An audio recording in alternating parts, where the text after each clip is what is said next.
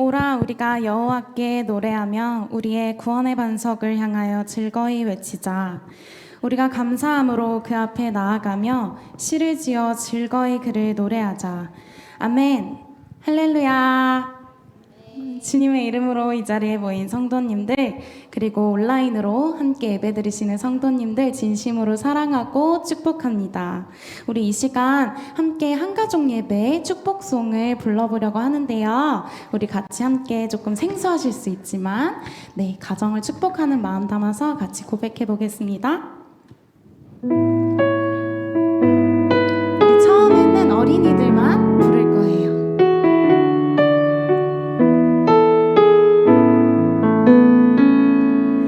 마른 떡 하나를 가져도 감사하며 나누는 가정, 서로의 연약함을 알고 사랑으로 감싸줄. 이번에는 어른들만.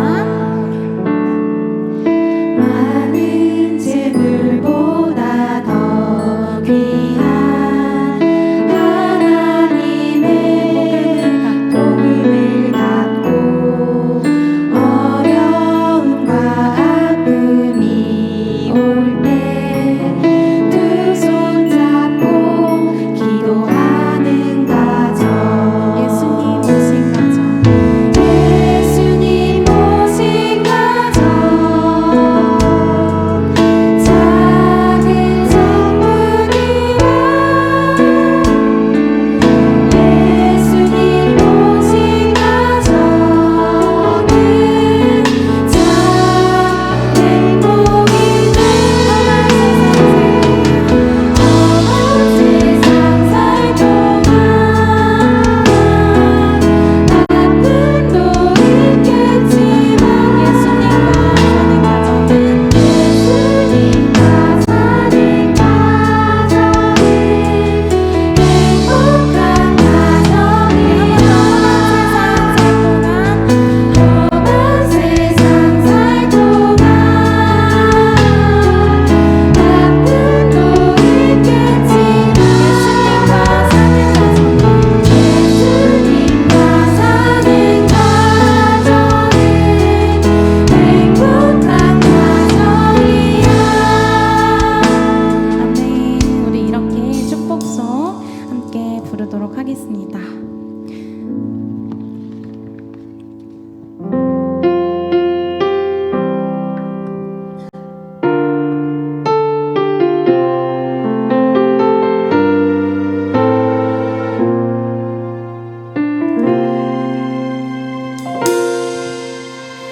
나는 하나님을 예배하는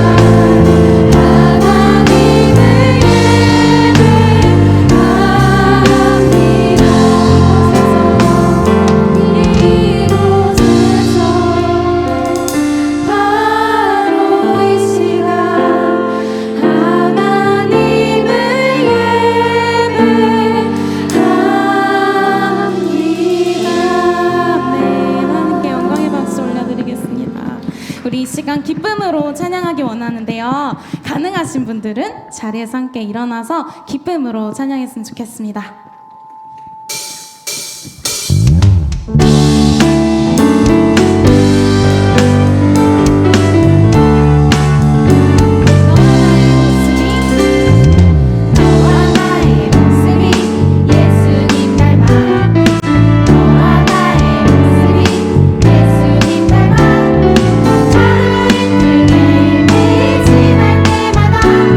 너 닮아가기 원해.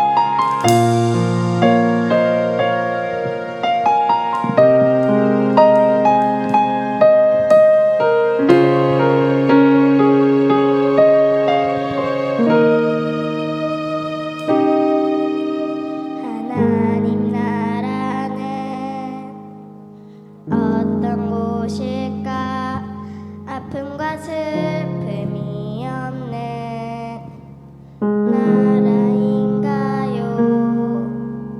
하지만 이곳은 그렇지 않은 걸. 하나님 나라에 살고 싶어요. 하나님 나라는 이곳이란다. 여전히 아프고 슬픈 일이 있지만 행복과 기쁨이 여전히 있는 것. 우리가 하늘과 땅의 통로야. 이 땅에서 하늘 뜻을 품고 사는 자들, 믿음으로 하늘 뜻을 보여주는 자들, 보내어진 자리에서 동참하는 자들, 믿음으로 주님 보기 소망하는 자들. 하나님이 세상을 지으사 회복하고 통치하시네. 주님이 이곳에 나타나오시는 날, 세상과 우리는 완전하게 변할 거야. 먹고 사는 자들, 하는 뜻을 보여주는 자들, 보내어진 자리에서 동참하는 자들, 믿음으로 주님 보기 소망하는 아름다운 세상을 만들어 너희에게 전해줄 거야. 그것이 우리가 해야 할 사명인 걸. 그가 다스리는 그의 나라에서 하나님이 세상을 지으사 회복하고 통치하시네. 주님이 이곳에 나타나오시는 날, 세상과 우리는 완전하게 변할 거야.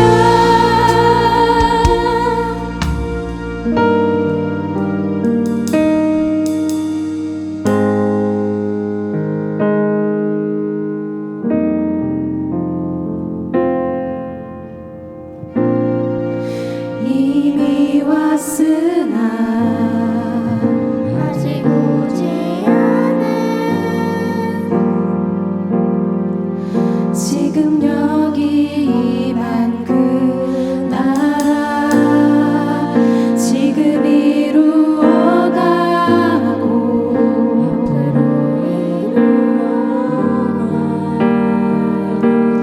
평화의 나라,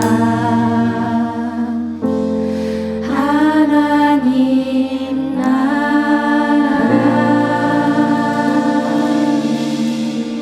우리 함께 사도신경으로 우리의 신앙을 고백하겠습니다. 나는 전능하신 아버지 하나님, 천지의 창조주를 믿습니다. 나는 그의 유일하신 아들, 우리 주 예수 그리스도를 믿습니다.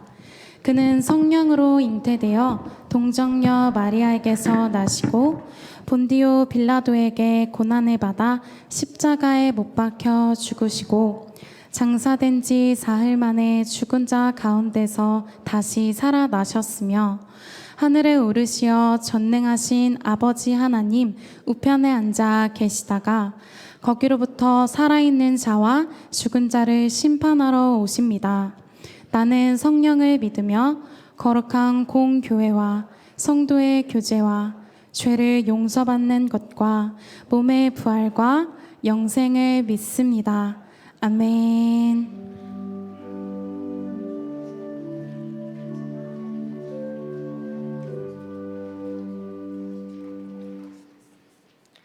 만물의 하나님, 오늘 우리 모두 한자리에 모여 함께 예배드리게 해주셔서 감사합니다.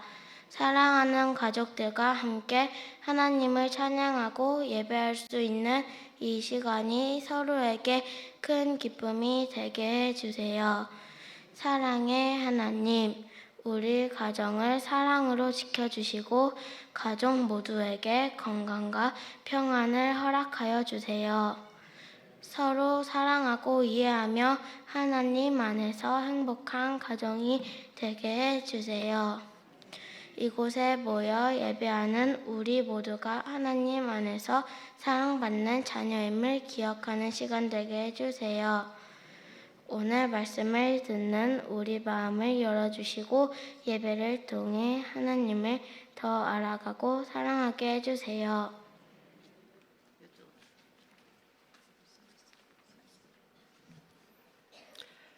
사랑과 은혜가 풍성하시는 하나님 아버지, 언제나 저희의 피난처와 힘이 되어 주시고 눈물의 기도마다 응답하시면 선한 길로 인도하시는 주님을 찬양합니다. 무엇보다 저희를 이 아름다운 광릉의 교회로 인도하시고 함께 하나님을 예배할 수 있는 은혜를 주심에 감사드립니다. 비록 국적과 문화는 다르지만 예수 그리스도의 사랑 안에서 하나 되게 하시고 이곳에서 따뜻한 가족으로 살아가게 하심을 감사드립니다. 특별히 외국인 성도들을 사랑으로 부모주시는 광릉의 교회 모든 성도님들 위해 하나님께서 크신 복을 내려 주옵소서. 서로를 이해하고 사랑하며 섬기게 하시고 언어와 문화를 넘어 하나님의 사랑 안에서 더욱 하나 되는 공동체 되게 하옵소서. 오늘 함께하는 모든 가정 위에도 은혜를 부어주소서. 부모와 자녀가 믿음 안에서 더욱 사랑하게 하시고 모든 시대가 하나님을 경배하는 복된 가정 되게 하옵소서. 병든 자에게는 치료를, 지친 마음에는 위로를, 어려움 가운데 있는 성도들에게는 새 힘과 소망을 허락하여 주옵소서. 또한 이 교회가 모든 사람을 품는 사랑의 공동체 되게 하시고 이곳을 찾는 모든 외국인들이 하나님의 사랑과 평안을 경험하게 하옵소서.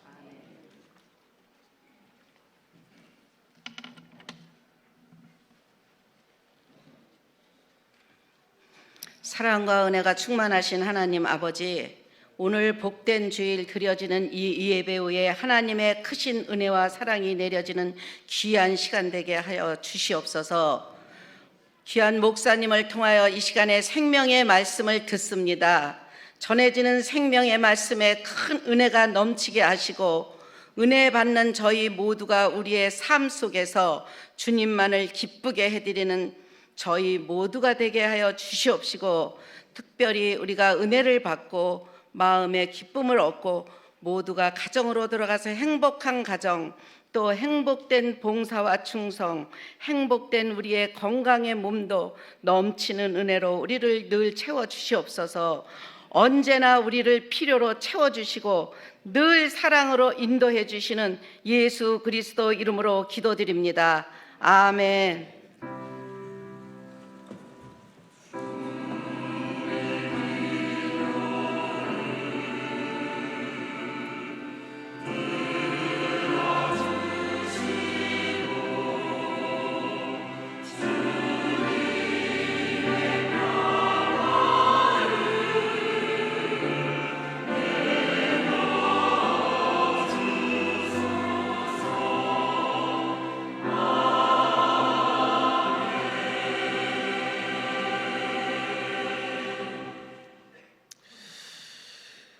교회 소식을 알립니다. 주보를 같이 봅니다. 오늘은 성령 강림 주일로 보내면서 한가족 예배로 드리고 있습니다.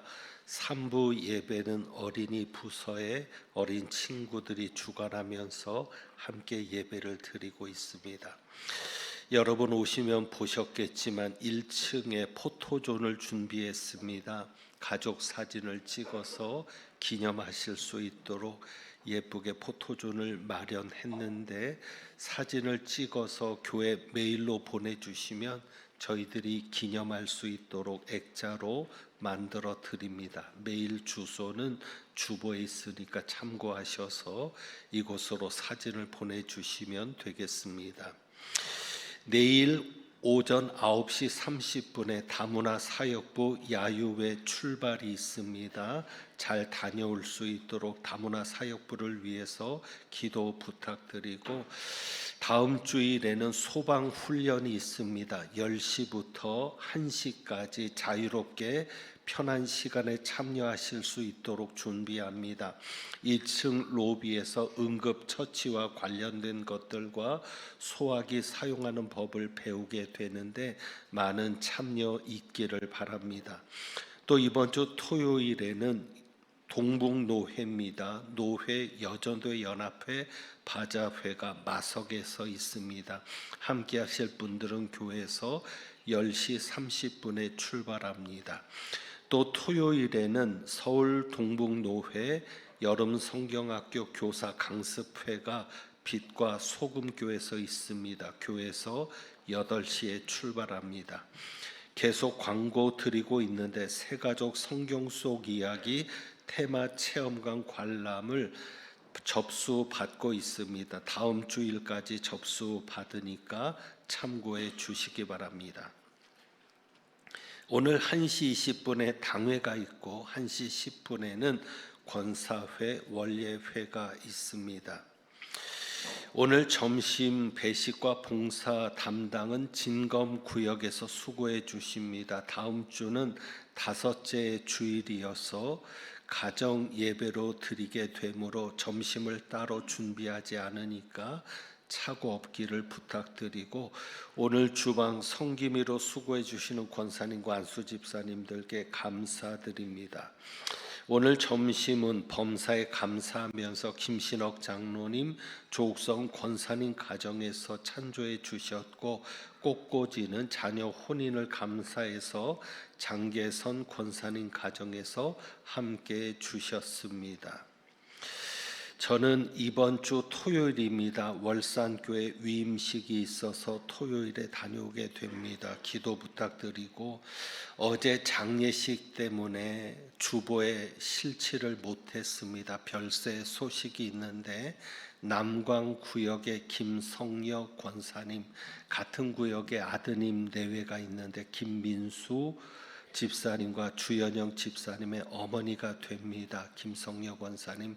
또 신창구역에는 김은영 집사님 따님이 있는데 우리 권사님께서 하나님의 부름을 받아서 은혜 가운데 장례를 마쳤습니다. 슬픔 당한 가정을 위해서 위로해 주시고 기도해 주시기를 부탁드립니다. 다른 교회 소식들은 주보를 참고하시고 하나님께서 주신 말씀입니다.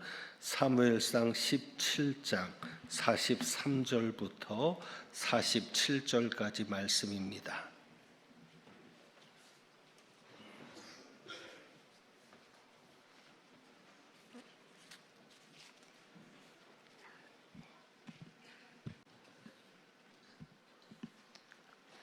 오늘 우리에게 주신 하나님의 말씀은 사무엘상 17장 43절에서 47절의 말씀입니다.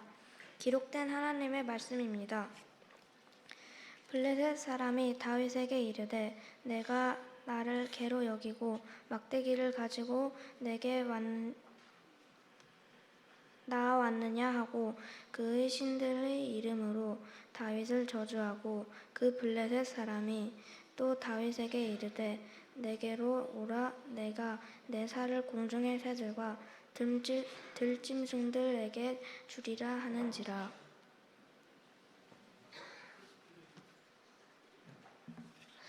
다윗이 블레셋 사람에게 이르되 너는 칼과 창과 단창으로 내게 나아오거니와 나는 만군의 여호와의 이름 곧 내가 모욕하는 이스라엘 군대의 하나님의 이름으로 내게 나아가노라. 오늘 여호와께서 너를 내 손에 넘기시리니 내가 너를 쳐서 내 목을 베고 블레셋 군대의 시체를 오늘 공중의 새와 땅의 들짐승에게 주어 온 땅으로 이스라엘의 하나님이 계신 줄 알게 하겠고 다 함께 봉독하시겠습니다. 또 여호와의 구원하심이 칼과 창에 있지 아니함을 이 무리에게 알게 하리라. 전쟁은 여호와께 속한 것인즉 그가 너희를 우리 손에 넘기시리라. 아멘.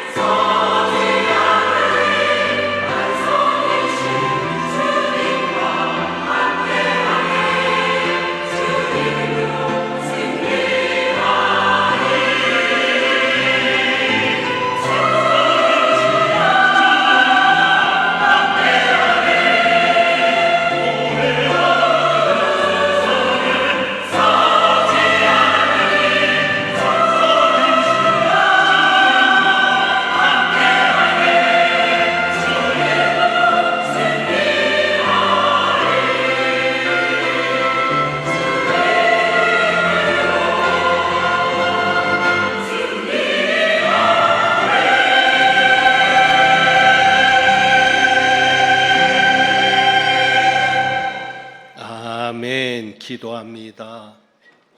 반석이신 우리 주님을 찬양합니다. 승리하게 하시는 주님을 찬양합니다. 수고한 할렐루야 찬양대와 광릉수 오케스트라의 은혜 베풀어 주옵시고 승리하는 저희들 되게 하옵소서. 말씀 듣습니다. 성령님 역사하셔서 하나님의 음성 듣게 하시고 말씀을 통해 변화되고 순종하는 저희들 되게 하옵소서. 우리 주님 예수 그리스도의 이름으로 기도합니다.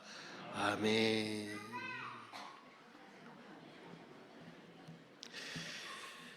복이 있을지어다. 장례식 광고도 드렸는데 지난 목요일 저희와 함께 서로 사랑하며 교제했던 권사님, 함께 예배드렸던 권사님이 갑자기 하나님의 부름을 받아서 장례를 치루었습니다. 그 장례를 치르면서 다시 한번 천국을 생각하게 되는데, 분명한 사실은 저희들은 어제보다 오늘 하루 더 천국에 가까이 왔습니다. 내일은 또 하루 천국에 더 가까워질 겁니다. 어느 날 여러분이 천사의 부름을 받는다면 천사가 와서 이제는 갈 때가 되었다, 마지막으로 자녀들에게 한마디를 할 수 있는 기회를 주겠다라고 한다면, 여러분은 그 마지막 한마디로 무엇을 남기시겠습니까? 유언이라고 하죠. 마지막 유언을 한다면 여러분은 자녀들에게 어떤 유언을 남기시겠습니까? 저는 이 유언을 생각할 때마다 오래전 세상을 떠난 친구가 생각납니다. 그 친구는 집사였습니다. 안수 집사도 아니고 그저 서리 집사였는데, 어찌 보면 목사보다 더 목사 같은 집사였습니다. 그가 암 판정을 받고 얼마 되지 않아서 세상을 떠나게 되었습니다. 세상을 떠나기 전 자녀들에게 마지막 유언을 합니다. 그때 고3 아들과 고1인 딸 둘이 있었습니다. 그 아이들은 하나님에게 불만이 참 많았습니다. 왜 하나님께서 자기 아빠를 치료해 주지 않고 병으로 죽게 하시느냐고 늘 원망이었습니다. 이렇게 좋은 아빠가 어떻게 그렇게 병을 앓게 되고, 하나님은 그 병을 치료해 주지도 않으시면서 이렇게 고통스럽게 죽어가게 하시느냐는 원망이었죠. 이해도 되었습니다. 정말 그 친구는 누구보다도 착한 사람이었습니다. 집사인데요, 청년 때부터 새벽 기도도 빠지지 않는 그야말로 목사 같은 집사인 사람입니다.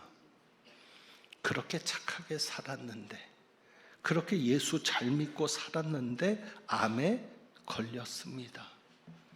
치료가 소용없었고 점점 죽어가고 있었습니다. 자, 여러분 같으면 그 상황에서 여러분의 자녀들에게 어떤 말을 남기고 세상을 떠나시겠습니까? 이 친구는 이렇게 말했습니다.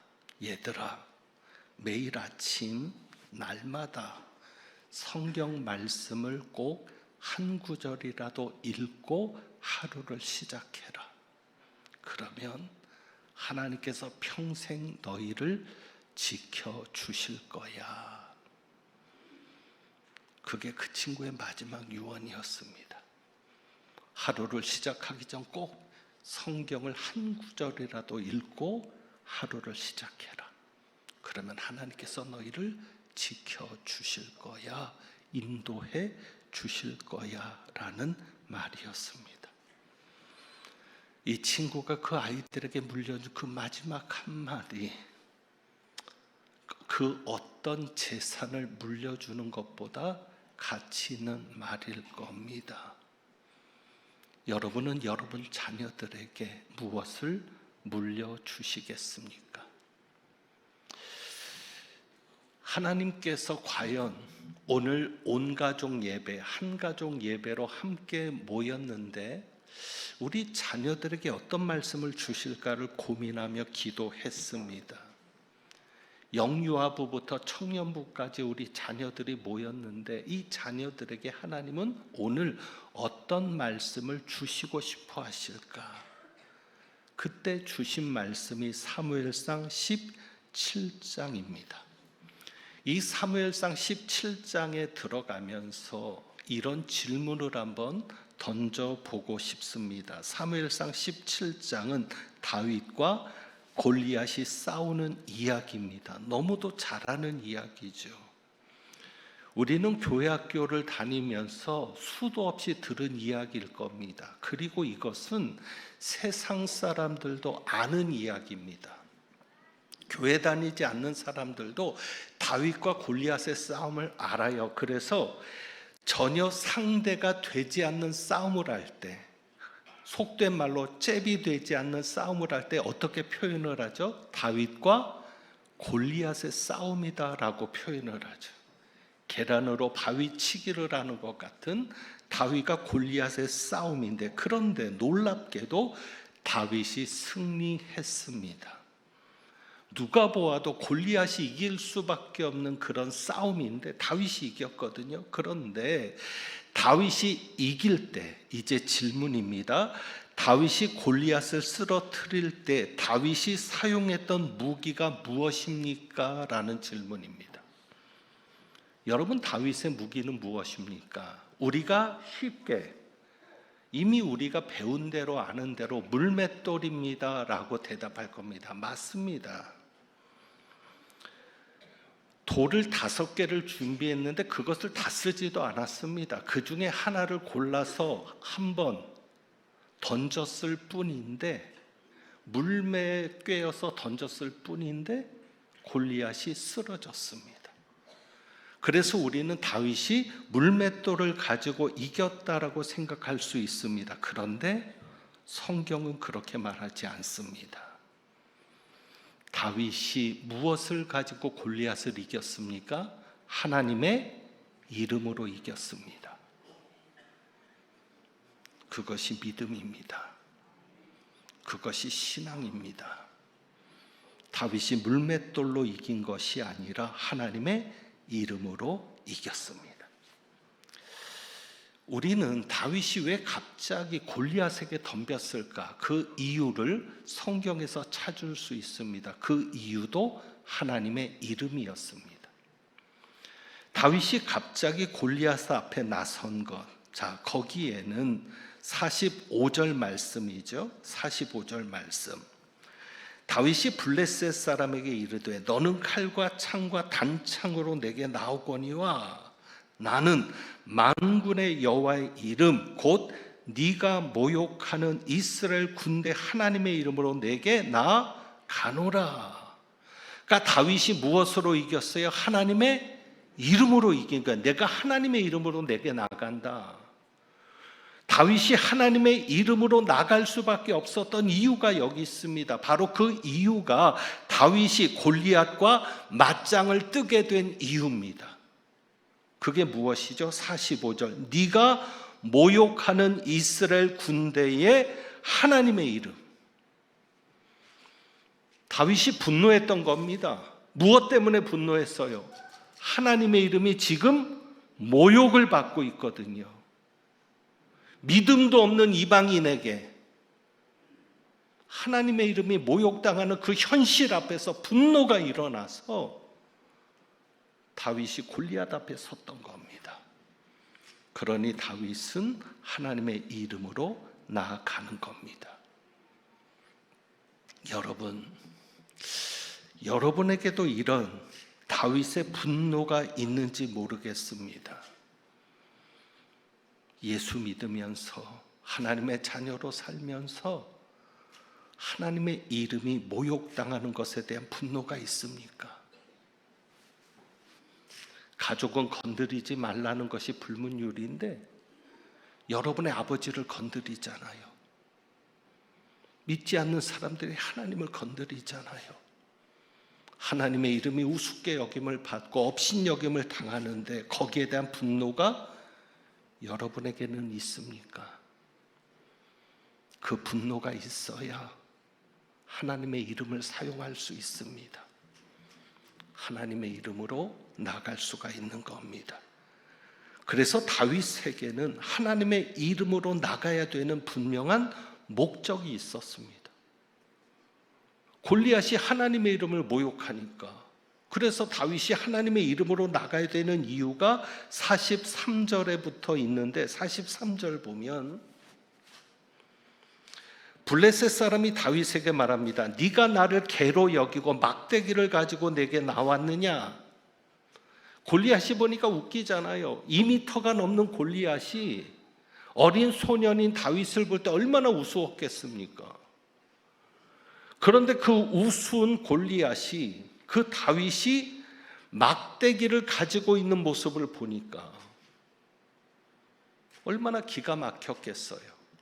그런데 조롱하는 것으로만 끝나지 않았습니다. 43절에 보니까 그의 신들의 이름으로 다윗을 저주하고, 골리앗이 자기 신들의 이름으로 다윗을 저주하는 겁니다. 그래서 다윗이 말하는 겁니다. 네가 모욕하는 이스라엘 군대 하나님의 이름으로 내게 나간다라고 하면서 이제 다윗이 골리앗과 싸움을 할 수밖에 없는 목적을 분명히 드러냅니다. 그것이 46절 볼까요? 오늘 여호와께서 너를 내 손에 넘기시리니 내가 너를 쳐서 네 목을 베고 블레셋 군대의 시체를 오늘 공중의 새와 딸의 듬징들에게 주어. 그 다음에 나오는 말씀이 다윗이 골리앗에게 싸움을 일으킨 목적입니다. 어떻게 하겠다? 온 땅으로 이스라엘에 하나님이 계신 줄 알게 하겠다.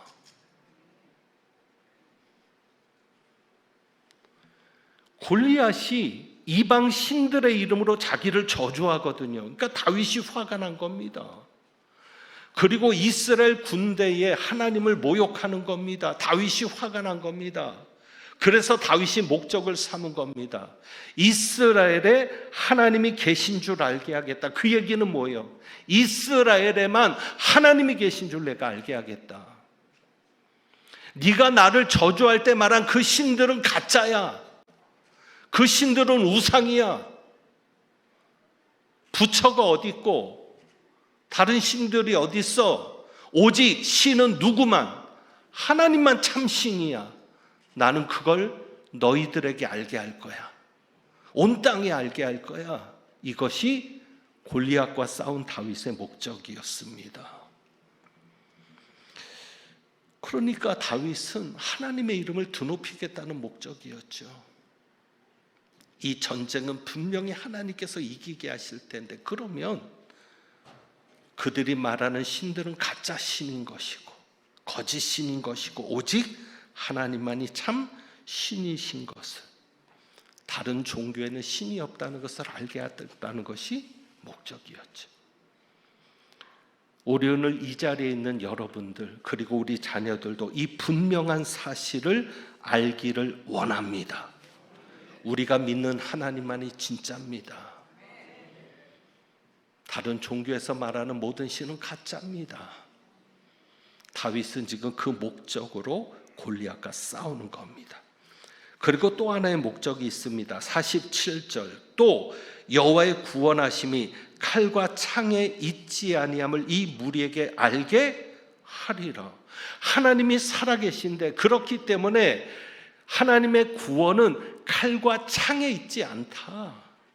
다윗이 그것을 알게 하고자 하는 목적이 있는 겁니다. 그 목적은, 그래서 47절에 보면 전쟁은 여호와께 속한 것인즉 그가 너희를 우리 손에 넘기시리라. 전쟁은 하나님께 속했다는 이 말이 뭡니까? 전쟁의 승패는 누구에게 있다는 거예요? 하나님에게 있다.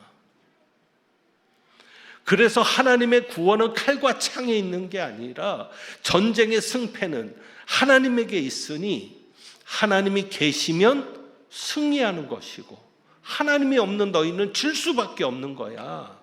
하나님이 있는 우리는 이길 수밖에 없고, 하나님이 없는 너희는 질 수밖에 없는 거야. 나는 그것을 이 무리들에게 알게 할 거야. 그런 마음으로 다윗이 골리앗 앞에 나서는 겁니다. 세상은 우리들에게 칼과 창을 준비해야 승리할 수 있다라고 얘기합니다. 더 많은 칼, 더 많은 창, 더 위력적인 무기를 가진 나라가 승리한다라고 말을 합니다. 그런데 성경은 그렇게 말하지 않습니다. 여러분이 칼과 창을 잘 갖추어야 승리할 수 있는다고 믿는 순간, 좋은 학벌이 있어야 되고 좋은 대학을 나와야 되고 좋은 집안에서 태어나야 승리가 있다라고 믿는 순간 여러분은 하나님과는 멀어질 겁니다. 하나님을 잊어버릴 겁니다. 분명한 것은 전쟁은 누구에게 속해 있습니까? 하나님께. 그러면 여러분의 성공과 실패도 누구에게 있는 거예요? 하나님께. 그렇기 때문에 우리가 신경 써야 될 것은 과연 내게 하나님이 있는가입니다. 자, 다윗이 골리앗을 이긴 무기가 하나님의 이름이라고 했어요. 그럼 이것은 뭐예요? 다윗의 무기는 무엇이었습니까? 하나님. 그러니까 하나님이 있는 자는 이기는 것이고 하나님이 없으면 지는 겁니다. 그러면 우리가 전쟁의 한복판에 섰을 때 이 삶이 전쟁이잖아요. 생존 경쟁, 입시 전쟁, 취업 전쟁, 모든 게 다 전쟁으로밖에는 표현할 수밖에 없는데, 그런데 그 전쟁의 승패가 하나님에게 있으니 여러분이 전쟁의 한복판에서 찾아야 될 분은 누구예요? 하나님. 과연 내게 하나님이 계신가? 웃기는 게 이스라엘은 하나님의 백성이잖아요. 이스라엘의 군대는 하나님의 군대고요. 그러면 그 어려운 전쟁의 한복판에서 이스라엘이 하나님의 군대고 이스라엘이 하나님의 백성이라면 누구를 봐야 돼요? 하나님을 봐야죠. 그런데 하나님을 보지 않아요. 누구를 봐요? 골리앗만 봐요. 골리앗보다 크신 하나님은 쳐다보지도 않아요. 그런데 다윗은 그 자리에서, 똑같은 그 자리에서, 똑같은 상황에서 골리앗을 보지 않습니다. 누구를 봅니까? 하나님을 봅니다. 여러분은 어떻게 하시겠습니까? 하나님을 보시겠습니까? 상황을 보시겠습니까? 하나님을 찾으시겠습니까? 아니면 창과 칼을 준비하시겠습니까? 또 하나의 장면을 볼까요? 창세기 11장입니다. 바벨탑 사건 잘 알죠? 창과 칼에 대한 이야기를 드리니까 이 바벨탑 사건을 여러분들이 함께 보셔야 합니다. 바벨탑은 잘 알죠? 사람들이 그 당시 언어가 하나였는데 하늘에 닿으려고 했습니다. 그 얘기는 하나님께 도전을 했다는 겁니다. 하나님께 도전을 하니까 하나님이 주신, 은혜로 주신 것들을 대신해서 자기들이 뭔가를 가지고 하려고 합니다. 칼과 창으로 전쟁하려고 하는 것처럼. 그게 뭐예요? 창세기 11장 3절에 보면 이렇게 기록합니다. 벽돌로 돌을 대신하고 역청으로 진흙을 대신해서 우리가 탑을 쌓자. 무엇으로 무엇을 대신하고? 벽돌로 돌을 대신하고 역청으로 진흙을 대신해서. 자, 하나님이 주신 게 뭐예요? 돌. 하나님이 주신 게 뭐예요? 진흙. 하나님이 주신 것으로 뭔가를 하려고 하기보다는 자기들의 과학 문명, 자기들의 기술을 가지고 개발을 하는 거예요. 하나님의 것을 대신하는 개발. 그러니까 하나님이 주신 돌로 싸우면 되는데 그거를 가지고 자기들이 원하는 목적 못 이루겠다고 생각하는 거죠. 그러니까 하나님이 주신 돌이 아니라 자신들이 개발한 벽돌을 쓰고, 하나님이 주신 진흙을 가지고 하는 것이 아니라 자신들이 더 잘 만들어낸 역청을 가지고 자신들의 기술로 하나님의 은혜의 것들, 하나님이 은혜로 주신 것들을 대신하는데, 그래서 그들의 생각은 어떤 생각을 하고 살아요? 내 힘으로 할 수 있다라고 생각하죠. 칼과 창만 있으면 이길 수 있어. 우리가 강력한 무기가 없어서 지는 거야. 그렇게 생각하는 거예요. 그러니까 어떻게든지 기술로, 어떻게든지 과학으로 이겨내려고 하는 거예요. 그런데 아닙니다. 결국은 무너지는 거죠. 그래서 끝까지 가지 못합니다. 처음에는 성공하는 듯 보이죠. 그러나 자신들의 힘으로 만들어낸 그 것들이 결코 온전하게 결과를 만들어내지 못합니다. 결국엔 무너지고요. 성공하는 것처럼 보일지라도 거기에 행복은 없습니다. 특히 자기들의 힘으로 뭔가를 만들어내려고 하는 데서 구원으로 이끌어주지도 못합니다. 바벨탑은 그것이었습니다. 하나님이 은혜로 주신 것들을 대신해서 인간의 힘으로 뭔가를 해보려고 하는, 왜? 하나님은 필요 없는 존재로 만들어버리고요. 그러다 보니까 목적도 이렇게 되어 있습니다. 창세기 11장 4절에 보면 그들이 바벨탑을 쌓은 목적입니다. 우리 이름을 내고 온 지면에 흩어짐을 면하자. 누구 이름을 내고? 우리 이름을 내고. 여러분 여기에서 선택하셔야 돼요. 여러분이 자기 이름을 내는 삶을 살 것인가? 아니면 누구의 이름을 내는 삶? 다윗처럼 하나님의 이름을 내는 삶을 살 것인가? 공부 열심히 하세요. 직장 생활도 누구보다도 최선을 다하세요. 사업도 정말 열심히 하세요. 환경 탓하지 말고 할 수 있는 한. 그런데 목적은 내 이름을 내는데 목적을 두지 말고 하나님의 이름을 내는데 목적을 두세요. 그러면 결국 누가 하십니까? 하나님이 하시는 것이죠. 내 이름을 내려고 하는 사람은 하나님이 결국 무너지게 하십니다. 흩어지게 하십니다. 그러나 하나님의 이름을 내려고 하는 사람은 하나님이 끝까지 책임져 주십니다. 그래서 여러분이 분명한 의식을, 우리 자녀들도 오늘 분명히 가지고 살아야 돼요. 나는 이제 내 이름을 내는 자가 아니라 누구의 이름을 내는 자로, 하나님의 이름을 내는 자로 내가 살겠다. 자, 그렇다면 어떻게 하나님의 이름을 내는 사람이 되올까?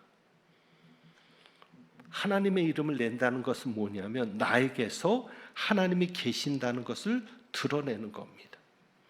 그러니까 다윗이 하나님의 이름으로 나갔잖아요. 그럼 다윗에게는 지금 누가 계신다는 거예요? 하나님이 계신다는 거예요. 그러니 다윗이 실패하는 건 누가 실패하는 거예요? 하나님이 실패하는 거죠. 여러분이 그런 삶을 만들어 버려야 돼요. 그러니까 여러분이 하나님의 자녀임을 드러내며 사셔야 돼요. 세상에서 그리스도인이 어떤 평가를 받더라도, 여러분의 친구들이 교회 다닌다고 여러분을 비난을 해도, 비웃어도 나는 예수 믿는 사람이야, 나는 하나님의 자녀야, 나는 예수 믿는 자야 라는 것을 여러분이 드러내고 사셔야 돼요. 바로 그것이 여러분에게 하나님이 함께 있다는 것을 보여주는 거죠. 우리는 예수 믿는 가정이야, 드러내셔야 돼요. 하다못해 집안에 십자가라도 하나 걸고 누가 와서 보더라도 이 집은 예수 믿는 집이야, 보여질 수 있도록. 저는 고등학교 3학년 동안 그렇게 살았습니다.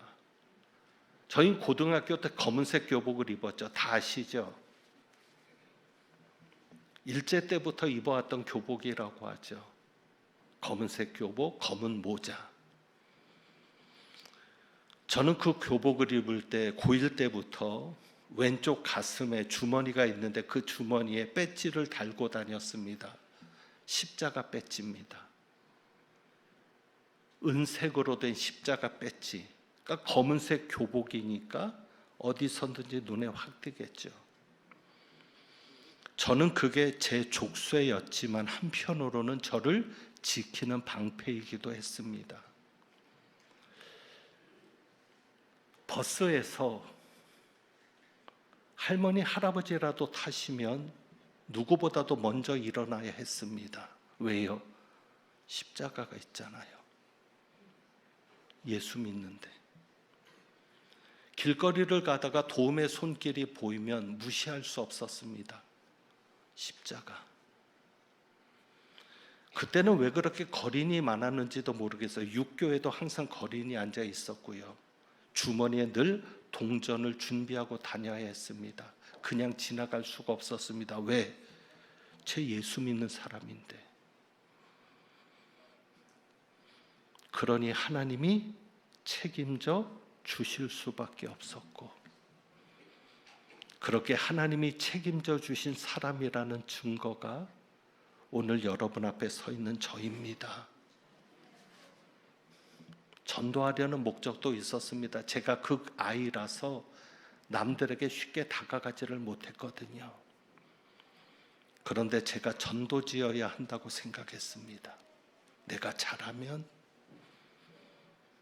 사람들이 교회로 나갈 수도 있게 될 거야. 여러분, 예수 믿는 자임을 드러내십시오. 그것이 여러분의 삶의 현장 속에 하나님의 이름으로 나가는 겁니다. 그리고 또 한 가지는 다윗처럼 전쟁은 하나님께 속한 것임을 드러내십시오. 그것이 무엇입니까? 주님께서 하실 것이다라고 말하는 겁니다. 여러분의 집안에 어려움이 생길 때, 자녀들이 걱정할 때 말하십시오. 주님이 하실 거야. 우리는 기도하자.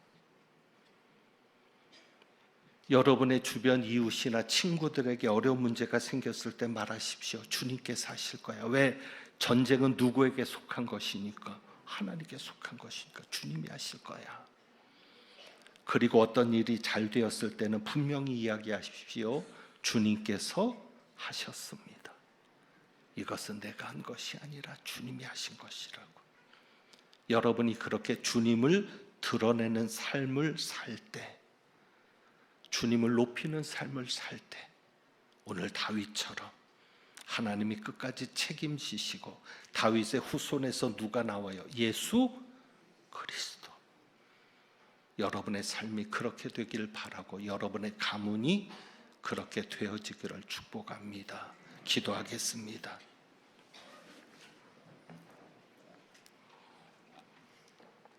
하나님 아버지,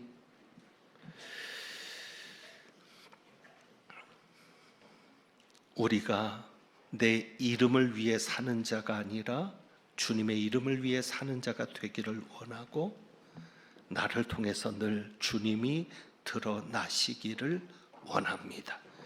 그래서 우리가 망하는 것이고 주님이 망하는 것이 되니까, 우리가 욕먹는 것이 주님이 욕먹는 것이 되니까, 망하지 않는 삶, 욕먹지 않는 삶을 주님이 책임져 주실 수 있도록 그렇게 살아가는 저희들 되게 하옵소서.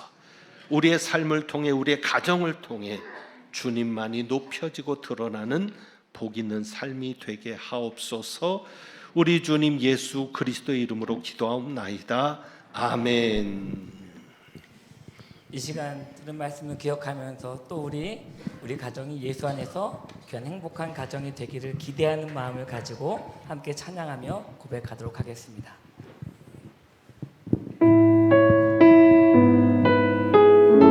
이 시간 처음 찬양할 때는 우리 자녀들이 먼저 앞부분을 함께 찬양했으면 좋겠습니다. 자녀들부터 큰 소리로 찬양해 주세요. 마른 떡 하나를 가져도 감사하며 나누는 가정, 좀 크게 볼까요? 서로의 연약함을 알고 사랑으로 이번엔 우리 장년분들만 많은 재물보다 더 귀한 하나님의 복음을 갖고 어려움과 아픔이 올 때 두 손 잡고 기도하는 가정, 함께 하겠습니다. 예수님 예수님 오신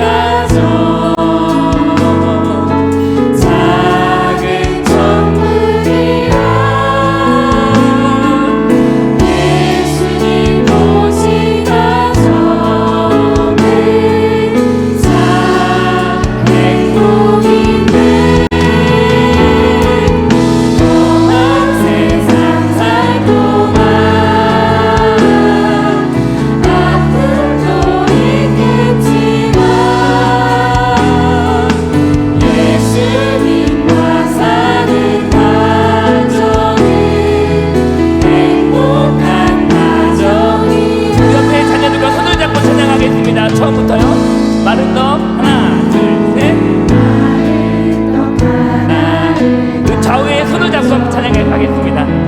감사하며 나누는 가정 서로의 연약함을 알고 사랑으로 감싸주는 가정 많은 재물보다 많은 재물보다 더 귀한 하나님의 복음을 갖고 어려움과 아픔이 올 때 두 손 잡고 기도하는 가정 함께 할까?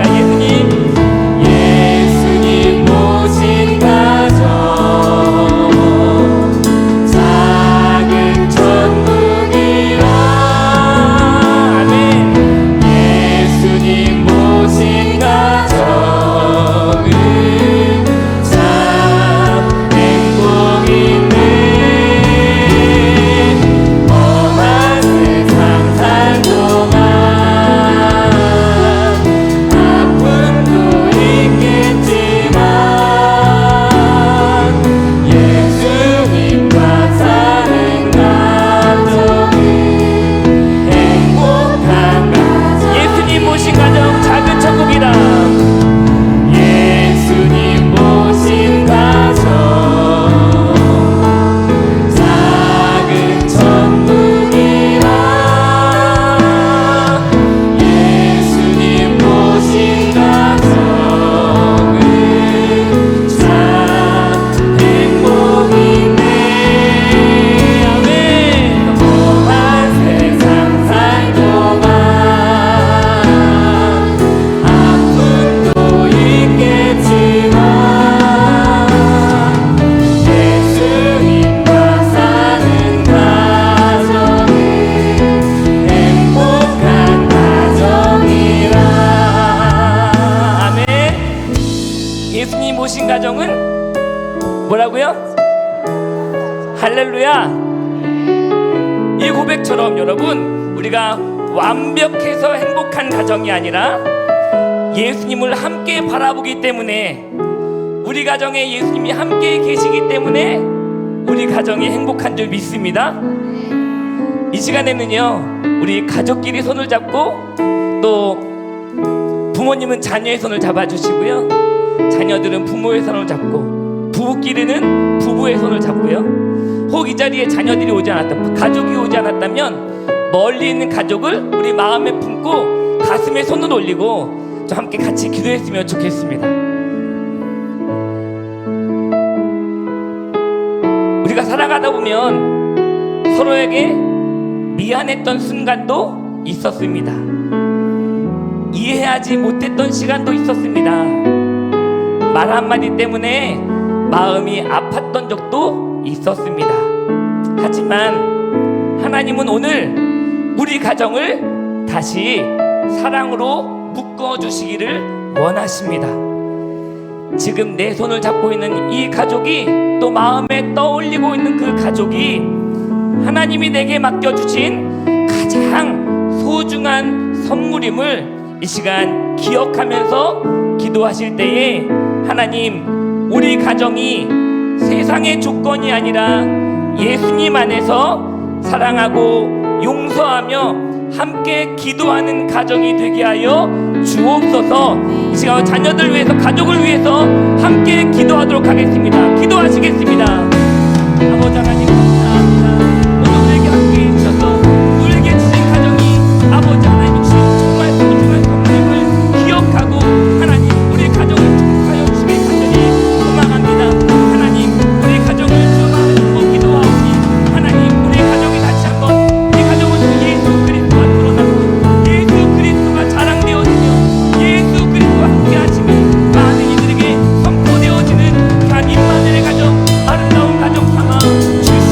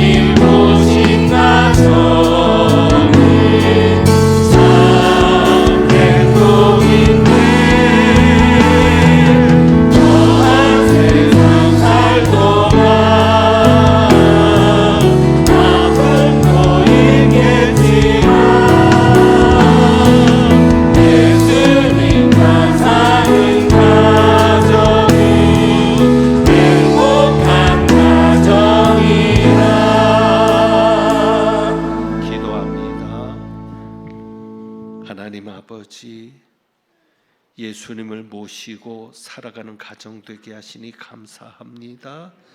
작은 천국 되게 하시고 행복한 가정 되게 하옵소서.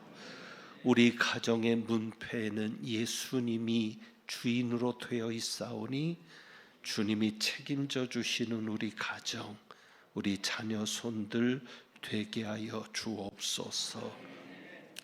많은 골리앗과 같은 감당할 수 없는 현실 앞에 설 때에 우리 자녀들 낙심하지 않고 하나님을 바라볼 수 있게 하시고 하나님의 이름으로 나가는 자녀들 되게 하옵소서. 아직까지도 가정이 믿음으로 하나 되지 못했다면 성령님 역사하여 주셔서 우리 부모님들, 믿는 부모님들이 되어 자녀들을 위해 기도하는 부모님들 되게 하시고, 하나님 품을 떠난 자녀들이 있다면 성령님 역사하셔서 그들을 돌아오게 하시어 우리 온 가정이 믿음의 가정으로 예수 그리스도 반석 위에 세워지는 가정으로 하나님 책임져 주시옵소서. 주님 앞에 귀한 예물을 봉헌했습니다. 예물 드린 가정마다 기억하여 주옵시고 어려움 중에도 늘 하나님을 우선하는 그 믿음을 보셔서 우선적으로 하나님이 역사하여 주심을 체험하여 그 삶을 통해 하나님이 살아계시는 증거가 드러나는 예물 드린 가정과 손길들 되게 하옵소서. 하나님은 내게 복을 주시고 너를 지키시기를 원하며 하나님은 그의 얼굴을 내게 비추사 은혜 베푸시기를 원하며 하나님은 그 얼굴을 내게로 향하여 드사 평강 주시기를 원하노라.